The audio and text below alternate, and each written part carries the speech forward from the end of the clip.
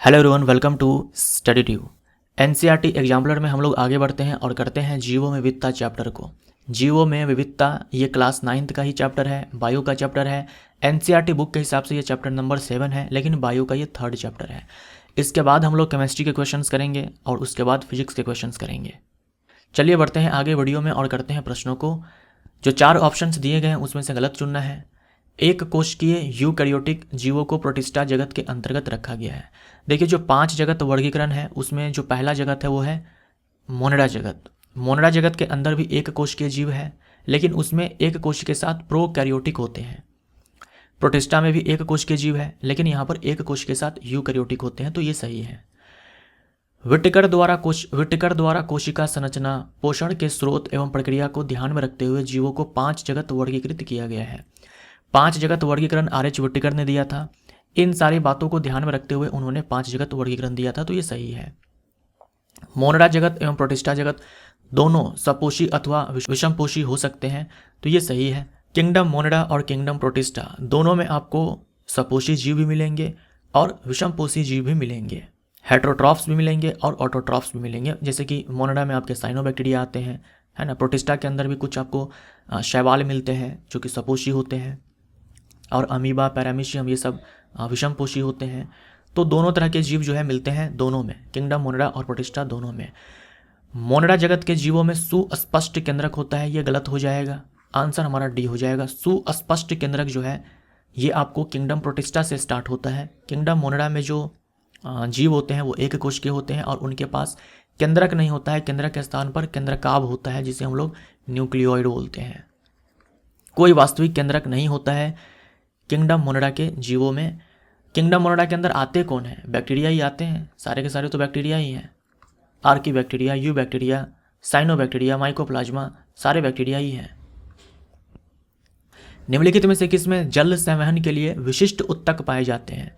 विशिष्ट उत्तक का मतलब यहाँ किससे है? जाइलम से है।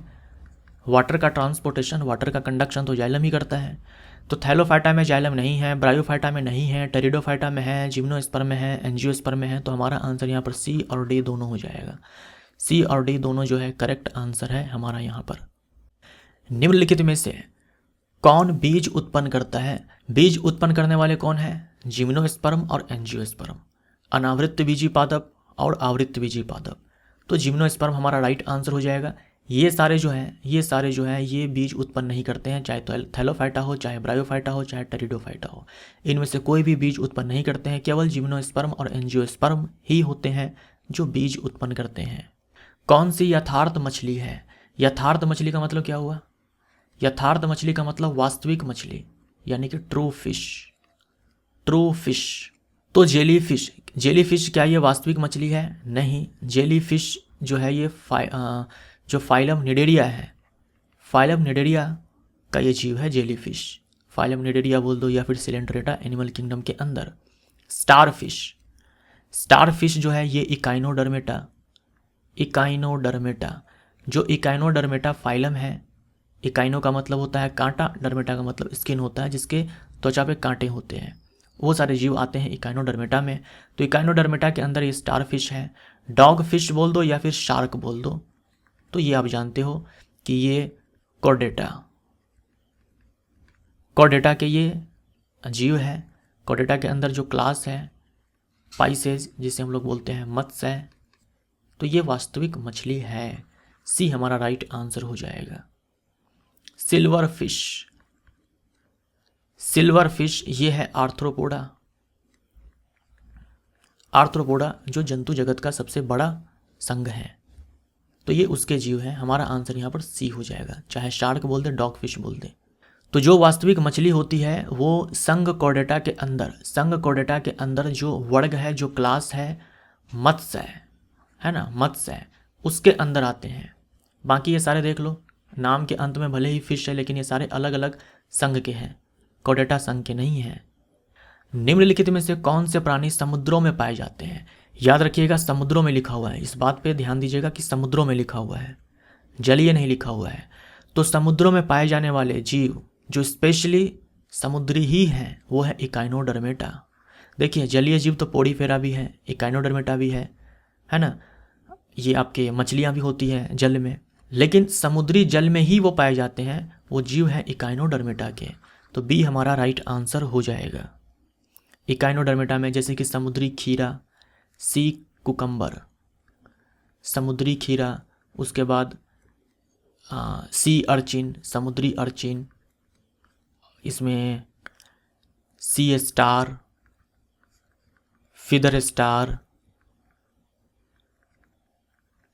ये सारे जीव आते हैं। इतना नाम काफ़ी है ना, इतना काफ़ी है आपके एग्जाम के लिए। समुद्री खीरा, समुद्री अर्चिन, समुद्री तारा, और ये इसको आप क्या बोल सकते हो, पंख तारा या फिर फिदर स्टार, ये सारे जीव आते हैं। सारे के सारे समुद्र में ही पाए जाते हैं, ताज़े जल में नहीं पाए जाते हैं। पोड़ीफेरा के जो जीव है ये ताज़े जल में भी पाए जाते हैं, समुद्री जल में पाए जाते हैं, लेकिन होते जलीय हैं, इसीलिए हमारा आंसर यहाँ पर नहीं हुआ है। जलीय होते हुए भी ये आंसर क्यों नहीं हुआ, क्योंकि इसके जो जीव होते हैं वो ताज़े जल में भी पाए जाते हैं।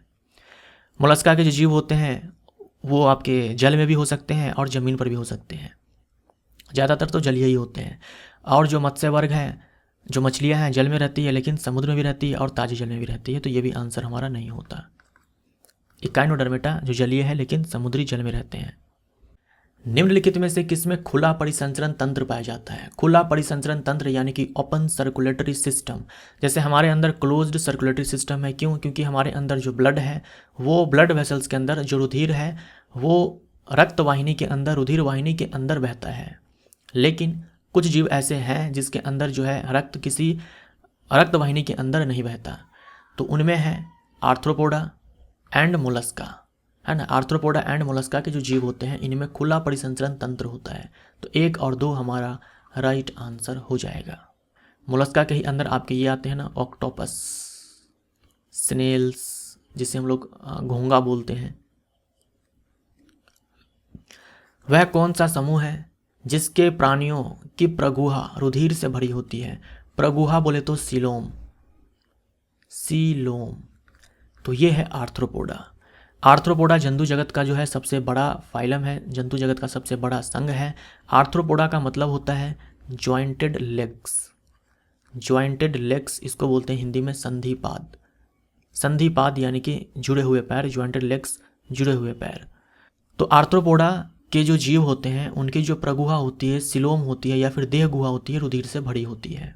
आपने यहाँ देखा ना, खुला परिसंचरण तंत्र होता है, रक्त जो है किसी रक्त वाहिनी के अंदर नहीं होता है, पूरे सिलों में भरा होता है, खुला परिसंचरण तंत्र है। ए हमारा राइट आंसर। शलीपद अर्थात फिल पाँव रोग निम्नलिखित के द्वारा होता है। फिल पाँव रोग का मतलब एलिफेंटियासिस या फिर बोल दो फाइलेरियासिस, या फिर सिंपली हम जो फाइलेरिया बोलते हैं, हाथी पाँव बोलते हैं, किसके द्वारा होता है? ये होता है गोल कृमि, ये होता है गोल कृमि वुचरेरिया बैंक्रॉफ्टी के कारण। वुचरेरिया, यहाँ वुकरेरिया लिखा हुआ है लेकिन वुचरेरिया होता है, वुचरेरिया बैंक्रॉफ्टी। ये एक गोल कृमि है। गोल कृमि हम लोग किसे बोलते हैं?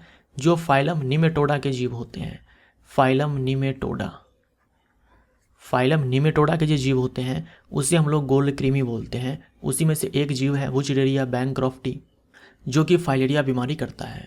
पिन कृमि बोल दे या फिर राउंड वॉर्म बोल दे,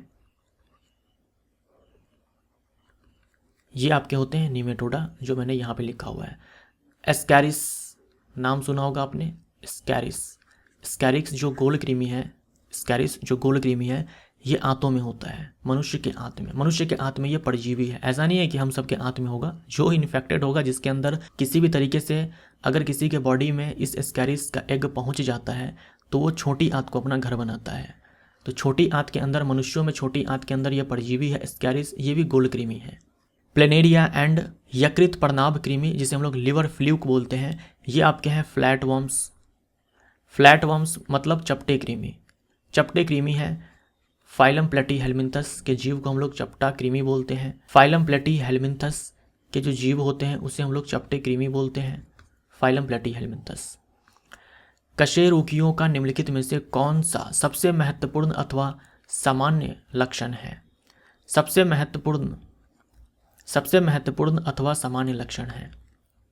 देखिए ये सारे जो लक्षण है ना, ये सारे आपको मिलते हैं कशेरुकियों में, यानी कि वर्टिब्रेट्स में। ये सारे लक्षण मिलते हैं। पृष्ठ रज्जु का पाया जाना यानी कि नोटोकॉर्ड का पाया जाना, त्रिकोरिक यानी कि ट्रिप्लोब्लास्टिक, त्रिकोरिक यानी कि ट्रिप्लोब्लास्टिक, जिनमें 3 जर्म्स लेयर होते हैं, एक्टोडर्म, मेसोडर्म, एंडोडर्म।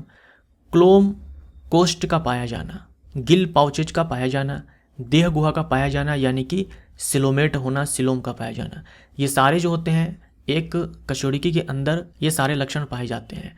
इनमें सबसे महत्वपूर्ण पूछा गया है तो हमारा आंसर यहाँ पर होगा प्रेजेंस ऑफ नोटोकॉर्ड। ये नोटोकॉर्ड ही है जो आगे चल करके आपका ये बैकबोन बनता है, बैकबोन बोल दो या फिर वर्टिब्रल कॉलम बोल दो, है ना, रीढ़ की हड्डी। ये नोटोकॉर्ड ही है जो आगे चल कर डेवलप होता है बैकबोन में।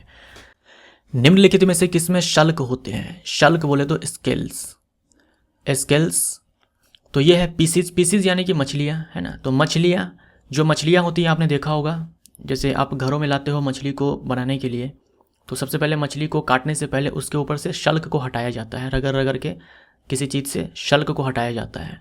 तो वही शल्क की बात यहाँ पर की जा रही है। तो ये मछलियों में और सांपों के ऊपर भी होता है, तो सरीसृप में भी। तो 2 और 3 हमारा राइट आंसर हो जाएगा। उभयचर में शल्क नहीं होते हैं, स्तनधारी में भी नहीं होते हैं। 2 और 3 हमारा राइट आंसर यानी कि सी ऑप्शन हमारा करेक्ट हो जाएगा। गलत वाक्य को चुनिए।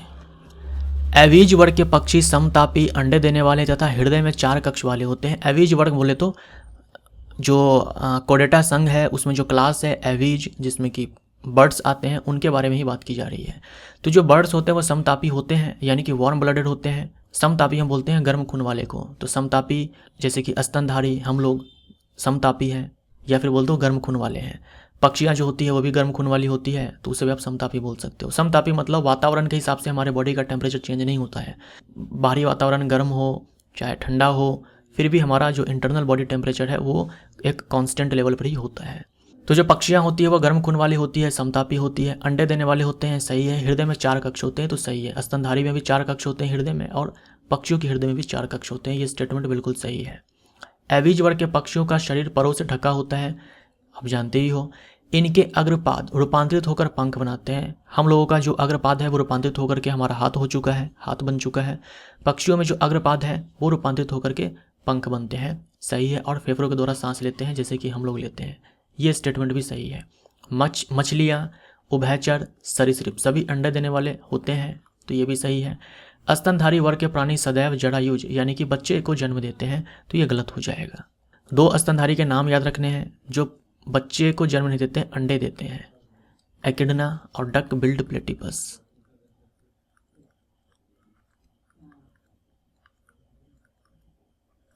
डक बिल्ड प्लेटिपस ये दोनों ही स्तनधारी है जो बच्चे को जन्म नहीं देते हैं, जो अंडे देते हैं, अंडे देने वाले स्तनधारी है। टेरिडोफाइटा में कौन सा अंग नहीं होता है? टेरिडोफाइटा में वास्तविक मूल उपस्थित होती है, वास्तविक तना भी होता है, वास्तविक पत्तियां भी होती है, पुष्प नहीं होते हैं। पुष्प तो आपको केवल और केवल एंजियोस्पर्म में ही देखने को मिलेगा। पोड़ीफेरा संघ के सदस्य को पहचानिए। पोड़ीफेरा संघ के जो जीव होते हैं उसे हम लोग स्पॉन्ज बोलते हैं, है ना, उसे हम स्पॉन्ज बोलते हैं। और ये भी सारे के सारे क्या होते हैं? एक्वेटिक होते हैं, यानी कि जलीय होते हैं। समुद्री जल में भी पाए जाते हैं और आपके ये ताजे जल में भी पाए जाते हैं, फ्रेश वाटर में भी पाए जाते हैं। तो ये देखो स्पॉन्जिला, जो स्पॉन्जिला है ये नाम याद रखिएगा, ये फ्रेश वाटर में पाए जाने वाला स्पॉन्ज है, फ्रेश वाटर स्पॉन्ज है Spongilla, sorry fresh water sponge ताजे जल में पाए जाने वाला पोड़ीफेरा के जीव है स्पॉन्जिला। यूग्लिना ये आपको मिलेगा प्रोटिस्टा जगत में, पेनिसिलियम ये मिलेगा प्रोटिस्टा जगत में, हाइड्रा ये मिलेगा फाइलम सिलेंट्रेटा या फिर फाइलम निडेरिया में। कौन सा एक जलीय प्राणी नहीं है? जलीय प्राणी यानी कि एक्वेटिक, जो जल में रहते हैं। अब ये जल ताज़ा जल भी हो सकता है, यानी कि नदी का भी जल हो सकता है और समुद्र का भी जल हो सकता है, कुछ भी हो सकता है, जल में बस होना चाहिए। तो हाइड्रा ये जलीय प्राणी है, जेलीफिश जलीय प्राणी है, कोरल जलीय प्राणी है, फाइलेरिया वुचरेडिया बैंक्रॉफ्टी ये कोई जलीय नहीं है। वुचरेडिया बैंक्रॉफ्टी आपने देखा थोड़ी देर पहले कि ये फाइलेरिया करता है। वैसे फाइलेरिया तो ये बीमारी का नाम है ना, ये तो ऐसे भी आंसर नहीं होगा। फाइलेरिया कोई जीव थोड़ी ना है, ये तो बीमारी का नाम है। तो आप यहाँ पर याद रखना कि जो आपके ये होते हैं पोड़ीफेरा के जीव होते हैं, यानी कि स्पॉन्ज। उसके बाद जो फाइलम निडेरिया के जीव होते हैं, जैसे कि आपके हाइड्रा हैं, जेलीफिश हैं, सी एनीमोन है यानी कि समुद्री एनीमोन, निडेरिया। उसके बाद जो आपके ये इकाइनोडर्मेटा के जीव होते हैं, इकाइनोडर्मेटा, ये सारे के सारे जो होते हैं एक्वेटिक होते हैं, सारे के सारे जो होते हैं जलीय होते हैं, जिसमें कि जो इकाइनोडर्मेटा के जीव होते हैं वो केवल और केवल समुद्र में ही पाए जाते हैं। Very very important. एम्फीबियनों में यानी कि उभयचरों में नहीं होता है। उभयचरों में 3 प्रकोष्ठ वाला हृदय यानी कि 3 चैम्बर्ड हार्ट, तो ये सही है। जो उभयचर होते हैं जैसे कि मेढक, उनके हृदय में 3 कक्ष होते हैं, तो ये बिल्कुल सही है। मछलियों में 2 कक्ष होते हैं, उभयचर और सरीसृप में 3 कक्ष होते हैं, मगरमच्छ में 4 कक्ष होते हैं, स्तनधारी और पक्षियों के केस में 4 कक्ष होते हैं। क्लोम या फेफड़ा, सांस लेते हैं ये गिल्स से भी और फेफड़ों से भी। पानी में है तो गिल्स से, पानी से बाहर आ जाए तो फेफड़ों से, तो ये भी सही है, ये भी सही है। थोड़ी देर पहले हम लोगों ने चर्चा किया कि जो उभयचर होते हैं उनके बॉडी पे शल्क नहीं होते, स्केल्स नहीं होते हैं, लेकिन श्लेष्मा ग्रंथि जो है पाई जाती है, म्यूकस ग्लैंड जो है पाई जाती है जो उभयचर होते हैं उनके स्किन में, तो ये सही है। सी हमारा राइट आंसर हो जाएगा, ये गलत है। बिना केंद्रक एवं कोशिकांगकों वाले जीव कौन से वर्ग में आते हैं? बिना केंद्रक यानी कि न्यूक्लियस भी नहीं है, और कोशिका जो सेल ऑर्गेनल्स होते हैं यानी कि जो कोशिकांग होते हैं वो भी नहीं है, कौन से वर्ग में आते हैं? तो ये सारे जो हैं ये प्रोकैरियोट्स होते हैं, है ना, प्रोकैरियोट्स होते हैं। जो प्रोकैरियोटिक जीव होते हैं उन्हीं के अंदर क्या होता है? केंद्रक नहीं होता है, केंद्रकाभ होता है, न्यूक्लियस नहीं, न्यूक्लियोइड होता है, और कोई सेल ऑर्गेनल नहीं होता है सिवाय एक के, वह है राइबोसोम।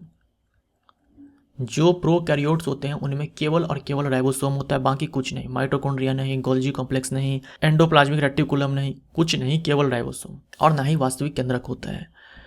तो जो प्रोकैरियोट्स होते हैं वो हमारे आते हैं किंगडम मोनिडा में। किंगडम मोनिडा के अंदर कौन सब आते हैं? किंगडम मोनिडा के अंदर आपके आते हैं आर्की बैक्टीरिया, है ना, लिख देता हूं मैं यहाँ पे, याद रखिएगा, आर्की बैक्टीरिया, यू बैक्टीरिया, सारे के सारे बैक्टीरिया ही है ना, साइनो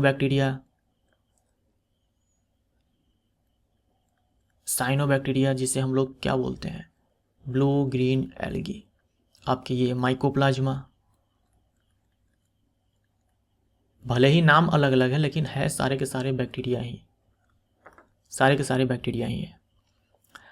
तो आर्की बैक्टीरिया, साइनो बैक्टीरिया, तो हमारा आंसर 3, 4 बी हमारा राइट आंसर हो जाएगा।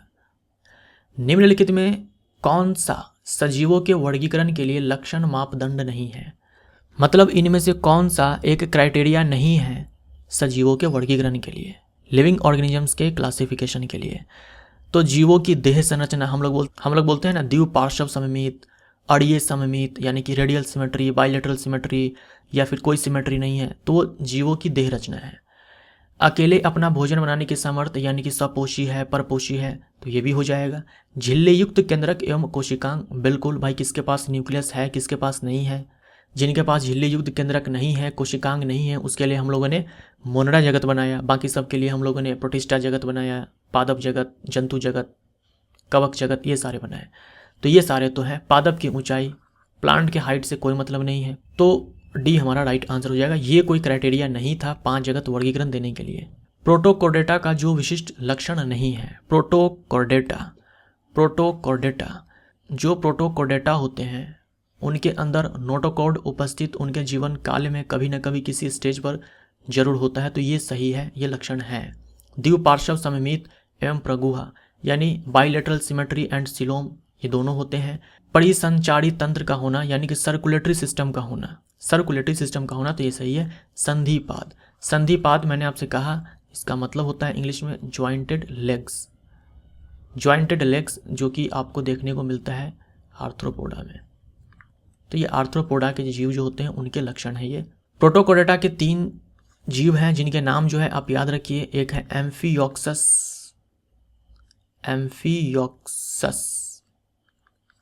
उसके बाद है हडमानिया, एक थर्ड है बेलेनोग्लोसस,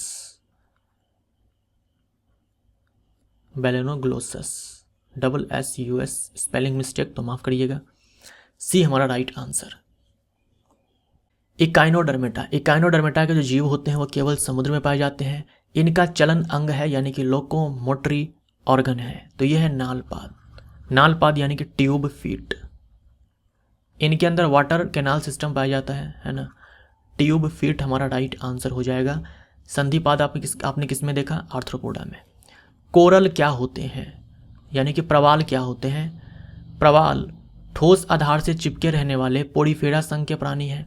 देखो, ठोस आधार से चिपके रहने वाले तो होते हैं, लेकिन पोड़ीफेरा संघ के नहीं होते हैं, है ना, निडेरिया संघ के होते हैं, तो ये गलत हो जाएगा। अकेले रहने वाले निडेरिया संघ के प्राणी, निडेरिया संघ के प्राणी तो है लेकिन ये अकेले नहीं रहते हैं, तो ये भी नहीं होगा। समुद्री तल पर पाए जाने वाले पोड़ीफेरा संघ के प्राणी, पोड़ीफेरा संघ के प्राणी तो नहीं है। हाँ, समुद्री तल पर ये पाए जा सकते हैं, समुद्री तल पर पाए जा सकते हैं, लेकिन पोड़ीफेरा संघ के प्राणी नहीं है। निबाह यानी कि कॉलोनी, कॉलोनी में रहने वाले निडेरिया संघ के प्राणी, तो ये सही है, डी हमारा राइट आंसर। जीवों की वैज्ञानिक नाम पद्धति की व्यवस्था किसने प्रस्तुत की? जीवों के वैज्ञानिक नाम पद्धति की व्यवस्था किसने प्रस्तुत, यानी कि ये बाइनोमियल नोमेनक्लेचर के बारे में पूछा जा रहा है कि किसने दिया। तो देखो, कार्लोस लिनियस, आप जानते ही हो कार्लोस लिनियस। कार्लोस लिनियस को हम लोग बोलते हैं आधुनिक वर्गीकरण के पिता, यानी कि आधुनिक वर्गीकरण के ये माई बाप हैं, बाबूजी हैं, माता जी हैं, सब हैं। इन्होंने ही दिया था द्विनाम पद्धति, जैसे हम लोग बोलते हैं होमो सेपियंस, है ना, होमो सेपियंस। तो ये जो द्विनाम पद्धति है ये लिनियस ने ही दिया था, और आधुनिक वर्गीकरण के ये माई बाप कहे जाते हैं। उसके बाद एक चीज़ और जो मैं भूल रहा हूँ, दो जगत वर्गीकरण, हाँ, दो जगत वर्गीकरण इन्होंने दिया। आधुनिक वर्गीकरण के ये जनक हैं, और साथ में द्विनाम पद्धति इन्होंने ही दिया। रॉबर्ट विटेकर ने 5 जगत वर्गीकरण दिया। रॉबर्ट हुक ने कोशिका की खोज की, वो कोशिका थी मृत कोशिका। अर्नस्ट हैकेल 3 जगत वर्गीकरण जो है ये अर्नस्ट हैकेल ने दिया। 3 जगत वर्गीकरण, यानी पादप जगत और जंतु जगत में पहले ही कार्लोस लिनियस बांट चुके थे, बाद में ये आते हैं और देते हैं प्रोटिस्टा जगत। तो प्रोटिस्टा जगत की जो शुरुआत है ये अर्नस्ट हैकेल ने की, इन्होंने 3 जगत वर्गीकरण दिया। आपके एनसीईआरटी 9th क्लास में 6 जगत वर्गीकरण जिन्होंने दिया है उनका नाम भी मेंशन है। क्या मुझे कमेंट करके बता सकते हो कि 6 जगत वर्गीकरण किसने दिया? आपने देखा ना, आर्की बैक्टीरिया, यू बैक्टीरिया, ये 6 जगत वर्गीकरण के ही अंदर आता है।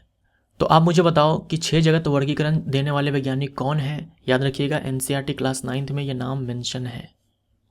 2 प्रकोष्ठ वाला हृदय किसमें पाया जाता है? 2 प्रकोष्ठ यानी कि 2 चैम्बर्ड हार्ट।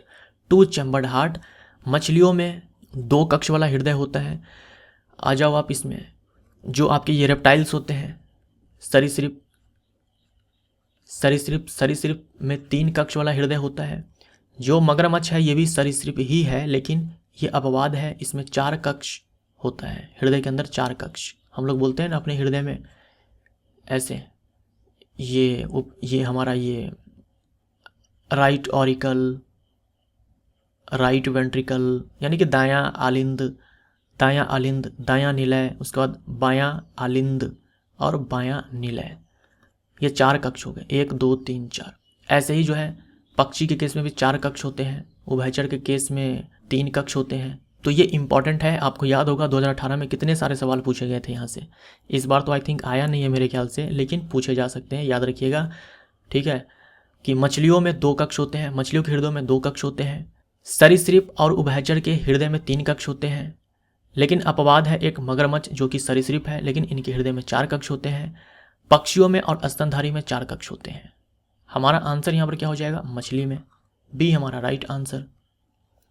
संपूर्ण रूप से उपास्थि का बना कंकाल किसमें होता है? उपास्थि, देखो जो मछलियाँ होती है उनके अंदर 2 प्रकार के कंकाल होते हैं, मतलब मछलियों को हम लोग 2 प्रकार से बांट देते हैं। एक वो जिनमें जो उनका कंकाल होता है वो उपास्थि का बना होता है, और एक वो जिनके अंदर जो उनका कंकाल होता है अस्थि का बना होता है, यानी cartilaginous fish and bony fish. तो इसमें ट्यूना एंड रोहू ये है बोनी फिश, ये है आपके बोनी फिश, यानी इनमें कंकाल अस्थियों का है। शार्क बोल दे या फिर डॉग फिश बोल दे, इनमें जो कंकाल है ये उपास्थि का है। तो आंसर हमारा ए हो जाएगा। निम्नलिखित में से कोई एक एनेलिड प्राणी नहीं है, मतलब इन चार में से कोई एक ऐसा है जो एनेलिडा फाइलम के जीव नहीं है, संघ एनेलिडा का जीव नहीं है, संघ एनेलिडा का प्राणी नहीं है, संघ एनेलिडा का प्राणी नहीं है। तो थोड़ी देर पहले मैंने आपसे कहा समुद्री खीरा, समुद्री अर्चिन, समुद्री तारा, ये सारे जो होते हैं इकाइनोडर्म्स होते हैं। बाकी ये जो 3 हैं, इन तीनों का नाम जो है आप अच्छे से याद रखिएगा। आपके एग्जाम में एनेलिडा के प्राणियों का नाम अगर पूछा गया तो इसी 3 में से कोई एक आपको देखने को मिल जाएगा। सारे जो है एनेलिड्स हैं। नेरिस है, केंचुआ है, किसानों का मित्र और जोंक है, ये सारे जो है फाइलम एनेलिडा के जीव हैं। डी हमारा राइट आंसर। सिस्टमा नेचुरी नामक पुस्तक निम्नलिखित में से किसके द्वारा लिखी गई थी? ये लिखी गई थी कार्ल लिनियस के द्वारा, है ना। कार्ल लिनियस ने सिस्टमा नेचुरी किताब इन्होंने लिखी है। आधुनिक वर्गीकरण के जनक कहे जाते हैं और 2 जगत वर्गीकरण इन्होंने दिया था। हिकल ने दिया था 3 जगत वर्गीकरण, विटेकर ने 5 जगत वर्गीकरण, रॉबर्ट ब्राउन ने कोशिका में नाभिक की खोज की थी। कार्ल वोन लिने का योगदान विज्ञान की किस शाखा से था? कार्ल वोन लिने, ये कार्लोस लिनियस के बारे में ही कहा जा रहा है, ठीक है। कार्ल वोन लिने बोल दो या फिर कार्ल लिनियस बोल दो, ये दोनों एक ही है, तो वर्गीकरण से बी हमारा राइट आंसर हो जाएगा। वास्तविक अंग किस वर्ग में नहीं होते हैं? वास्तविक अंग यानी कि रियल अंग किस वर्ग में नहीं होते हैं? जो आपके ये होते हैं पोडीफेरा के जो जीव होते हैं यानी कि स्पॉन्ज जो होते हैं, इनमें आपको सेल्स मिलेंगे, कोशिकाएं जो है मिलती है, लेकिन उत्तक नहीं मिलता। जो आपके निडेरिया होते हैं, हाइड्रा, जेलीफिश, सी एनेमोन, ये सारे जो निडेरिया के जीव होते हैं उनमें आपको उत्तक मिलेगा लेकिन अंग नहीं मिलेगा। सिलेंड्रेटा हमारा राइट आंसर हो जाएगा। बाकी जो भी फाइलम के जीव आएंगे उनमें सारे में आपको अंग देखने को मिलेगा। सिलेंड्रेटा हमारा राइट आंसर हो जाएगा। कठोर कैल्शियम कार्बोनेट से बनी संरचना का कंकाल के रूप में निम्नलिखित में से किसके द्वारा इस्तेमाल किया जाता है? कठोर कैल्शियम कार्बोनेट से बनी संरचना का कंकाल के रूप में निम्नलिखित में से किसके द्वारा इस्तेमाल किया जाता है? इकाइनोडर्मेटा। ए हमारा राइट आंसर। प्रोटोकोडेटा, आर्थ्रोपोडा, निमेटोडा, ये सारे नहीं होंगे। इकाइनोडर्मेटा के अंदर जो है कठोर कैल्शियम कार्बोनेट से बनी संरचना का कंकाल के रूप में इस्तेमाल किया जाता है। निम्नलिखित में से किसकी खंडीय व्यवस्था में विभेदन होता है? खंडीय व्यवस्था में विभेदन होता है यानी इनका जो बॉडी है वो सेगमेंटेड होता है ना, खंडीय व्यवस्था में यानी कि सेगमेंटल फैशन।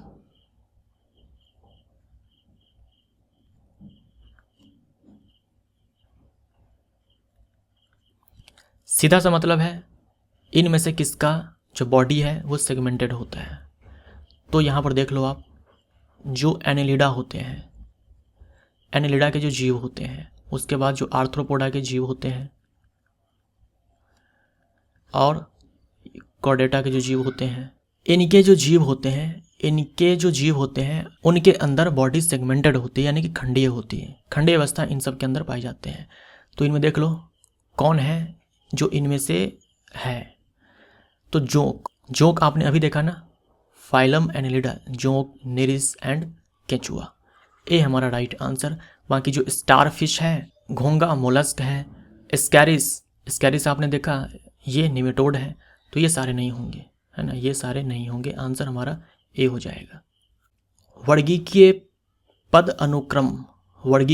अनुक्रम में कुल कौन से 2 के मध्य में आती है? वर्गीकीय पद अनुक्रम का मतलब है यहाँ पर टैक्सोनॉमिकल हेरार्की, जिसमें आप लोग पढ़ते हो असेंडिंग ऑर्डर में, नीचे से ऊपर ऐसे, स्पीशीज, उसके बाद जीनस, इसके बाद जीनस के बाद फैमिली, इसके बाद ऑर्डर, इसके बाद क्लास, इसके बाद फाइलम एंड देन किंगडम। देखो ऊपर स्पेस, चलो मैं उसको मिटाओ, फाइलम, उसके बाद किंगडम। तो ये है जाति, ये है वंश, ये है आपका कुल, ये है गण, ये है वर्ग, ये है संघ, ये है जगत, है ना। तो आपसे ये पूछा गया है कि जो कुल है, जो ये फैमिली है, किन 2 के मध्य आती है? तो एक है आपका ये गण और ये है वंश। तो देख लो गण एंड वंश, बी हमारा राइट आंसर। ऊपर से नीचे जब हम इसमें जाते हैं तो हम इसे बोलते हैं आरोही क्रम, है ना, आरोही क्रम। और नीचे से जब हम ऊपर जाते हैं तो आरोही क्रम, और ऊपर से नीचे आते हैं तो अवरोही क्रम, ये याद रखिएगा। 5 जगत वर्गीकरण की पद्धति निम्नलिखित में से किसके द्वारा प्रस्तुत की गई? R.H. विटेकर। लिनियस ने 2 जगत वर्गीकरण दिया था, हिकल ने 3 जगत वर्गीकरण दिया था। मैंने आपसे सवाल पूछा हुआ है कि 6 जगत वर्गीकरण किसने दिया? सुपरिभाषित केंद्रक किसमें नहीं पाया जाता है? सुपरिभाषित केंद्रक, वेल डिफाइंड न्यूक्लियस किसमें नहीं पाया जाता? देख लो इसमें से कौन है जो किंगडम मोनिडा, जगत मोनिडा का जीव है। तो नीलहरित शैवाल, ए हमारा राइट आंसर हो जाएगा। डायटम प्रोटिस्टा का जीव है। शैवाल जो है आपको प्रोटिस्टा में भी मिल जाएगा और पादप जगत में भी मिल जाएगा। उसके बाद ईस्ट जो है ये कवक जगत का जीव है। ईस्ट एक कोश के कवक है, होने चाहिए थे प्रोटिस्टा जगत में, लेकिन इसे हम कवक जगत के अंदर ही रखते हैं। जातियों का उद्भव नामक पुस्तक निम्नलिखित में से किसके द्वारा लिखी गई? ओरिजिन ऑफ स्पीशीज, ये लिखी किताब चार्ल्स डार्विन ने। मीना और हरी ने अपने बगीचे में एक जीव देखा। हरी ने उसे कीट बताया। हरी ने क्या बताया? कीट बताया। जबकि मीना ने कहा यह एक केंचुआ है। निम्नलिखित में से उस लक्षण को चुनिए जो उसके कीट होने की पुष्टि करता हो। तो मीना ने उसको केंचुआ बताया, जबकि हरी ने उसको कीट बताया। कीट होने की पुष्टि करता है इनमें से कौन सा लक्षण? द्विपार्श्व सममित वाली देह, यानी कि बाईलैटरल सिमेट्री। जो बॉडी है वो बाईलैटरल सिमेट्रिकल है। तो द्विपार्श्व सममित ये कीटों के अंदर भी होता है, केंचुआ के अंदर भी होता है। तो इस चीज़ से हमें पता नहीं लग पाएगा कि कीट है कि केंचुआ है। तो ये विकल्प हमारा यहाँ से कट जाएगा। केंचुआ के अंदर भी, केंचुआ मतलब क्या है? एनिलीड। मैं यहाँ लिख ही देता हूँ पहले। एनिलिडा के अंदर आपका ये अर्थवॉर्म और आर्थ्रोपोडा के अंदर ये जो कीट होते हैं, इंसेक्ट्स जो होते हैं, वो आर्थ्रोपोडा के अंदर आते हैं। और एनेलिडा और आर्थ्रोपोडा ये दोनों ही द्विपार्श्व सममित होते हैं। तो ये हमारा कट जाएगा। इनसे ये डिसाइड नहीं होगा कि जो बगीचे में जीव देखा वो कीट है या फिर केंचुआ है। उसके बाद देखो खंडयुक्त शरीर। खंडयुक्त शरीर आपने देखा कि एनेलिडा के अंदर भी होता है, आर्थ्रोपोडा के अंदर भी होता है और कोडेटा के अंदर भी होता है। तो ये भी कट जाएगा। बेलनकार शरीर हम बोल सकते हैं। बेलनकार शरीर जो है कुछ जीव है आर्थ्रोपोडा के, उसके अंदर भी हो सकता है और एनेलिडा के अंदर भी हो सकता है। तो इससे भी डिसाइड नहीं होगा। संधित पाद वाला शरीर, ज्वाइंटेड लेग का मतलब ही होता है आर्थ्रोपोडा। तो कीट होने की पुष्टि करता है ये ज्वाइंटेड लेग, है ना। ज्वाइंटेड लेग मतलब आर्थ्रोपोडा के अंदर ये इंसेक्ट्स आते हैं। वाक्यों के आगे सही अथवा गलत लिखिए। 5 जगत वर्गीकरण को विट्टिकर ने प्रस्तुत किया था, सही है। मोनिडा जगत को आर्की बैक्टीरिया तथा यू बैक्टीरिया में विभाजित किया गया है, तो सही है। जो 6 जगत वर्गीकरण है, ये 6 कैसे हुआ? 5 जगत वर्गीकरण तो आर.एच. विट्टिकर ने दिया, ये 5 से 6 कैसे हुआ? तो जो किंगडम मोनिडा है, जो जगत मोनिडा है, उसको 2 पार्ट्स में बांट दिया, यानी 2 जगत उसके अंदर बना दिया, एक आर्की बैक्टीरिया और एक यू बैक्टीरिया। मैंने आपसे नाम पूछा है कि 6 जगत वर्गीकरण किसने दिया। वर्ग से शुरू करने पर जाति वंश से पहले आती है। अभी हम लोग ने देखा जाति, वंश, उसके बाद देखा कुल, गण, वर्ग, संघ, जगत, ये सारे देखे। तो आप वर्ग से शुरू करोगे तो चाहे आप ऊपर जाओ नीचे जाओ, ऊपर जाओगे तो जाति वंश से सामना ही नहीं पड़ेगा, आपका पाला ही नहीं पड़ेगा। जब आप नीचे आओगे तो जाति से पहले वंश आपको मिलेगा, ना कि वंश से पहले जाति। तो ये हमारा गलत हो जाएगा। एनाबिना मोनिडा जगत से संबंधित है। एनाबिना मोनिडा जगत से संबंधित है। एनाबिना एंड नोस्टॉक ये दोनों ही साइनोबैक्टीरिया है जो वायुमंडलीय नाइट्रोजन को स्थिरीकृत करते हैं, यानी कि फिक्स करते हैं, और ये किंगडम मोनिडा के जीव हैं, सही है। नीलहरित शैवाल प्रोटिस्टा जगत से संबंधित है। एनाबिना भी नीलहरित शैवाल ही है। नीलहरित शैवाल मोनिडा जगत के अंदर आते हैं। सभी प्रोकैरियोटिक अर्थात प्राक केंद्रिकी प्राणियों को मोनिडा जगत के अंतर्गत वर्गीकृत किया गया है। तो सभी प्रोकैरियोटिक जीव को किंगडम मोनिडा में रखा गया, तो ये सही है। केवल सी और ई है जो कि गलत है। चलिए रिक्त स्थान भरते हैं। कवक में डैश प्रकार की पोषण विधि पाई जाती है। जो कवक होते हैं वो आपके परपोषी होते हैं या फिर बोल दो विषमपोषी होते हैं। उसमें भी ज़्यादातर जो होते हैं वो सेप्रोफाइट्स होते हैं। सेप्रोफाइट्स को आई थिंक बोलते हैं हिंदी में मृतोपजीवी। कवक की कोशिका भित्ति डैश की बनी होती है। कवक की जो कोशिका भित्ति होती है वो काइटिन की बनी होती है। नीलहरित शैवाल तथा कवक एक साथ पाया जाना क्या कहलाता है? लाइकन कहलाता है। काइटिन की रासायनिक प्रकृति डैश है। ये जो काइटिन है ना, ये आपके होते हैं कार्बोहाइड्रेट्स। तो कार्बोहाइड्रेट हमारा यहाँ पर होगा। डैश के समान लक्षणों की अधिकतम संख्या के साथ सबसे कम जीवों की संख्या होती है। सबसे अधिकतम संख्या में लक्षण जो होते हैं वो समान होते हैं किसके अंदर? प्रजाति के अंदर या फिर बोल दो जाति के अंदर।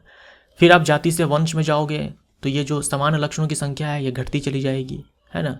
फिर कुल में जाओगे ये समान लक्षण की संख्या और भी घट जाएगी, और जैसे जैसे आप ऊपर जाओगे आरोही क्रम में जीवों की संख्या जो है लगातार बढ़ती चली जाएगी।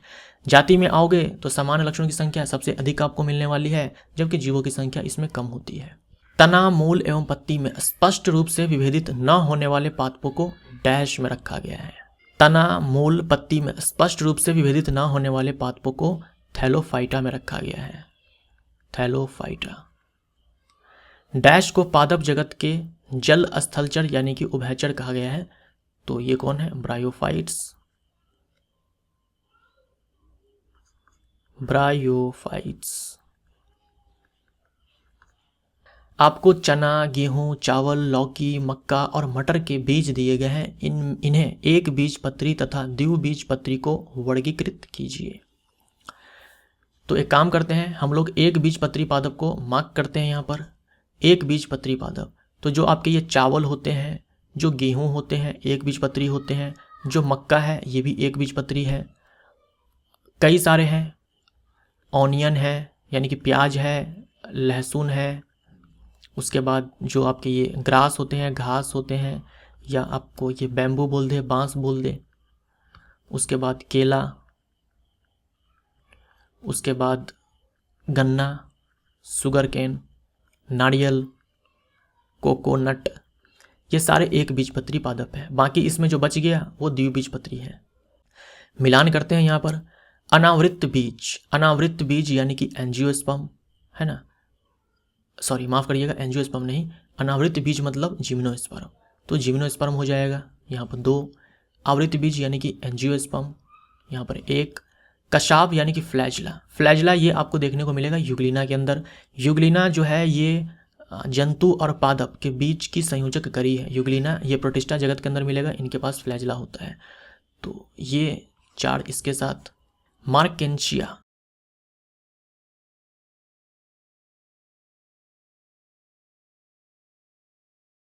क्लैडोफोरा, क्लैडोफोरा, कारा, ये सब थैलोफाइटा है। तो थैलोफाइटा इसके साथ। अच्छा, मार्सिलिया भी है। मार्सिलिया ये मिलेगा ब्रायोफाइटा के अंदर। तो 3 यहाँ पे। पेनिसिलियम, पेनिसिलियम कवक से ही पेनिसिलिन पहली एंटीबायोटिक दुनिया की बनाई गई थी। तो यह कवक। तो ये आपके मैच्ड सारे के सारे। यहाँ आते हैं सरंध्री युक्त वाले प्राणी। सरंध्री युक्त मतलब जिनके बॉडी पे, जिनके पूरे बॉडी पे क्या है? पोर्स है, छेद है। तो पोडीफेरा, पोडीफेरा जो होते हैं, जो पोडीफेरा के जीव होते हैं यानी कि जो स्पंज होते हैं, उनके पूरे बॉडी पर क्या होते हैं? पोर्स होते हैं। तो पोडीफेरा इसमें कहाँ है? 3। द्यूकोडिक, डिप्लोब्लास्टिक, डिप्लोब्लास्टिक। देखो डिप्लोब्लास्टिक जो है ये आपके निडेरिया होते हैं और होते हैं आपके पोडीफेरा। ये दोनों डिप्लोब्लास्टिक ही होते हैं। तो पोडीफेरा तो यहाँ से कट चुका है, बचा अब ये निडेरिया। निडेरिया को ही सिलेंड्रेटा बोलते हैं। तो 2 को डाल दो इसके साथ। कहाँ कहाँ से लाते हैं ये लोग वर्ड्स। विखंडशः विखंडशः खंडी भवन यानी कि सेगमेंटेड बॉडी। ठीक है, सेगमेंटेड बॉडी आपने देखा ना, एनेलिडा, आर्थ्रोपोडा एंड कॉर्डेटा। तो इसमें देखो एनेलिडा है यहाँ पर, है ना। तो चलो ये भी हो गया। ज्वाइंटेड लेग आर्थ्रोपोडा किधर है भाई? ऊपर, सबसे ऊपर। मुलायम शरीर वाले प्राणी ये आपके मोलस्क होते हैं। मोलस्क, मोलस्क 5 इसके साथ। शूलमय त्वचा वाले प्राणी, शूलमय का मतलब समझ रहे हो? Spiny, spiny skin. मैंने आपसे कहा था ना थोड़ी देर पहले, इकाइनोडर्मेटा। इकाइनो का मतलब स्पाइन, कांटा, डर्मेटा का मतलब त्वचा। तो इकाइनोडर्मेटा। निम्नलिखित जीवों को उनमें यथार्थ प्रगुहा के होने अथवा ना होने के आधार पर वर्गीकृत कीजिए। मतलब आपको यहाँ पर छांटना है कि कौन एसिलोमेट है, कौन एसिलोमेट है। एसिलोमेट मतलब कौन अगुहिक है, कौन स्यूडोसिलोमेट है। स्यूडोसिलोमेट कौन कूट प्रगुहिक है, मतलब केवल नाम का सिलोमेट है, वास्तव में वो सिलोमेट है नहीं। और कौन इसमें सिलोमेट है। तो यहाँ पर देखो एक चीज़ आप, स्यूडोसिलोमेट, स्यूडोसिलोमेट वो है जो है फाइलम निमेटोडा के जीव। तो इसमें फाइलम निमेटोडा के जीव कौन है? एक तो आपने देखा वुचरेडिया बैंक्रॉफ्टी ये, और उसके बाद स्कैरिस। जो आपके ये होते हैं पोडीफेरा, पोडीफेरा, निडेरिया एंड प्लेटीहेलमिन्थस, प्लेटीहेलमिन्थस, पोडीफेरा, स्पंज, निडेरिया, उसके बाद जो चपटे कृमि होते हैं, इन सब की अगर हम बात करें तो ये सारे के सारे आपके होते हैं एसिलोमेट, यानी ये अगुहिक होते हैं, कोई वास्तविक देह गुहा इनके अंदर उपस्थित नहीं होता है। हम लोग क्या करते हैं, इसमें छांट लेते हैं कि भाई कौन पोडीफेरा के जीव है, कौन निडेरिया के जीव है, कौन प्लेटीहेलमिन्थस जीव है, बाकी जो बच जाएगा समझ जाना वो सारे के सारे सिलोमेट है। तो स्पंजिला, ताजे जल में पाए जाने वाला स्पंज, समुद्री एनीमोन, ये आपके ये निडेरिया के जीव हैं, प्लेनेरिया चपटा कृमि है ना, प्लेटीहेलमिन्थस का जीव है, लिवर फ्लूक, चपटा कृमि, फ्लैटवर्म, और उसके बाद जो भी यहाँ पर बचा हुआ है, उसके बाद जो भी यहाँ पर बचा हुआ है, नेरिस है, केंचुआ है, निरिस, केचुआ, एनेलिड्स हैं, बिच्छू आर्थ्रोपोडा है, पक्षी, बर्ड, मछली, घोड़ा, स्तनधारी, ये सारे के सारे आपके हो जाएंगे सिलोमेट, यानी जिनमें है ये वास्तव में प्रगुहा। इसमें देखिए मछलियों का अंतःकंकाल अस्थि अथवा उपास्थि का बना होता है। मैंने आपसे कहा मछलियों को भी दो पार्ट्स में बांट दिया गया कि भाई किसके अंदर जो अंतःकंकाल है वो अस्थि का है, किसके अंदर कंकाल उपास्थि का है। निम्नलिखित मछलियों को उपास्थिल अथवा अस्थिल मछलियों में वर्गीकृत कीजिए। तो आप समझ ही चुके हो कि किसके अंदर जो कंकाल है वो अस्थि का है, किसके अंदर उपास्थि का है, यही चीज हमें बताना है। तो टारपीडो एंड एंगलर फिश ये कार्टिलेजिनस होते हैं, सी फॉर कार्टिलेजिनस यानी कि उपास्थि, इनके अंदर जो कंकाल है वो उपास्थि के हैं। दंशरे यानी कि स्टिंगरे, ये जो मछली है ये भी सेम ही है, उपास्थि के कंकाल होते हैं इनके अंदर। डॉग फिश या शार्क, ये भी उपास्थि मछली है। बचा ये एक्जोसिटस एंड रोहू, ये बोनी फिश है, इनके अंदर कंकाल जो है वो है अस्थियों की। इसमें क्या है, निम्नलिखित को उनके हृदय में उपस्थित प्रकोष्ठों की संख्या के आधार पर वर्गीकृत कीजिए, मतलब किसके हार्ट में कितने चैम्बर्स हैं। तो ये चीज़ मैंने आपसे ऑलरेडी चर्चा कर लिया कि फिश के अंदर 2, एम्फीबियंस यानी कि उभयचर के अंदर 3, रेप्टाइल्स के अंदर 3, एक एक्सेप्शन कौन है, मगरमच्छ है ना, मगरमच्छ के अंदर 4, जो आपके बर्ड्स हैं एंड जो मैमल्स हैं, मैमल्स इसके अंदर 5 नहीं 4।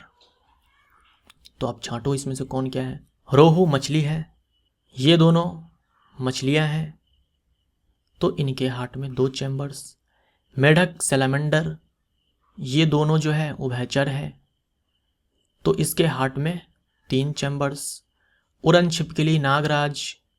छिपकली नागराज, ये सरीसृप है, रेप्टाइल्स हैं, इनके हार्ट में 3 चैम्बर्स। मगरमच्छ भी सरीसृप ही है लेकिन इनके हार्ट में 4 चैम्बर्स।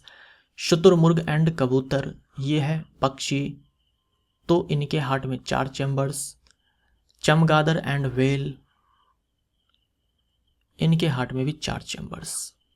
अब यहीं पर देख लो आप, जो मछलियां होती है वो ठंडे खून वाली होती है, ठंडे खून वाली, तो इसे हम बोल देंगे असमतापी।